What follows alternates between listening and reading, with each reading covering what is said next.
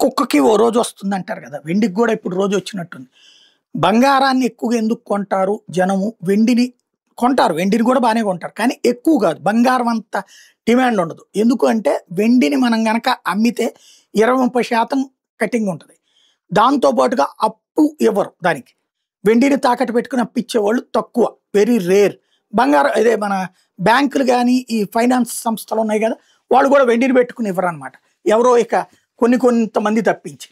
అదే సందర్భంలో వెండికి ఒకవేళ ఇచ్చిన అప్పు రూ. 100 ఉందంటే రూ. 30, రూ. 40 అప్పిస్తారనమాట. తాకట్టు పెట్టుకున్నప్పుడు. కాబట్టి వెండి కంటే కూడా బంగారం అయితే గనక ఇవాల్టికి ఇవాళ రేటు ఇచ్చేస్తారు డబ్బులు. ఆ నగలో ఉన్నటువంటి నగలైతే గనక అందులో ఉన్నటువంటి రాళ్ళు అది పోను మిగతాది లెక్క కడతారు. అదే బిస్కెట్లు ఇవి అయితే గనక ఎంత రేటు ఉంటే అంతకి డబ్బులు ఇచ్చేసేటటువంటి పరిస్థితి డాలర్లు అయితే గనక. ఇప్పుడు వెండిని కూడా తాకట్టు పెట్టుకుని అప్పులు ఇవ్వడానికి reserve bank of India finance సంస్థలకి, బ్యాంకులకి ఓకే చెప్పింది. వచ్చే నెలలోనో ఆ పై నెల నుంచినో బ్యాంకులు ఇక ఆ పని చేయొచ్చు. అంటే వెండికి కూడా అలాంటి వాల్యూ మనం కొని తాకట్టు పెడితే వస్తుంది అంటే గనక ఎగబడతారు పబ్లిక్. దాన్ని కూడా కొంటారు. ఇప్పటికే వెండి ధర భారీగా పెరిగింది. 1,50,000 1,85,000 దాకా వెళ్ళి 2,00,000 దాకా వెళ్ళి మళ్ళీ ఇప్పుడు 30,000 35,000 తగ్గి 1,45,000 రేంజ్లో ఉన్నటువంటి పరిస్థితి. ఇక మళ్ళీ పెరిగే అవకాశాలు కనబడుతున్నాయి చూస్తుంటే.